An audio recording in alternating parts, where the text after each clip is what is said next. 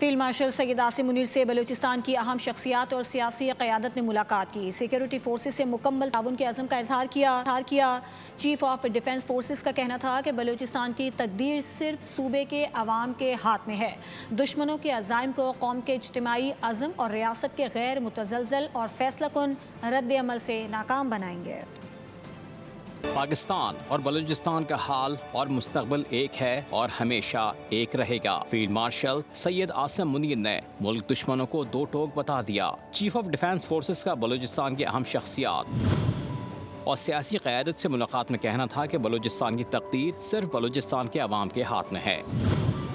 بلوچستان باصلاحیت، پرعزم، محب وطن اور باوقار عوام کی سرزمین ہے۔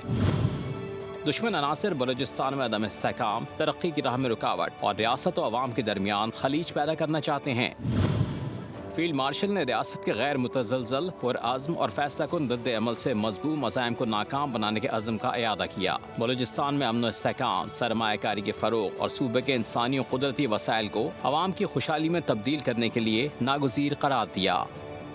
بانی پی ٹی آئی کے اسپتال منتقلی کیس میں چیف کمشنر اسلام آباد نے سپریم کورٹ کے 18 اگست کے فیصلے کے خلاف نظر ثانی درخواست دائر کر دی ہے، جس میں فیصلے کو قانونی غلطیوں پر مبنی اور پرزنر رولز 1978 کے منافی قرار دے دیا ہے۔ درخواست میں موقف اختیار کیا گیا ہے کہ قوانین کے تحت قیدی کا علاج صرف سرکاری یا جیل اسپتال میں ہی ہو سکتا ہے اور پرائیویٹ اسپتال یا مرضی کے ڈاکٹر سے علاج اور غیر ملکی کالز کی اجازت دینا سیکیورٹی خدشات اور آئین کے آرٹیکل 25 کی خلاف ورزی ہے۔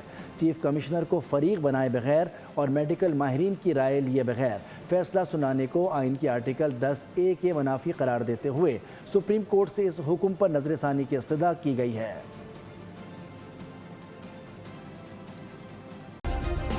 سبسکرائب کریں اور بیل دبائیں تاکہ کوئی خبر رہ نہ جائے۔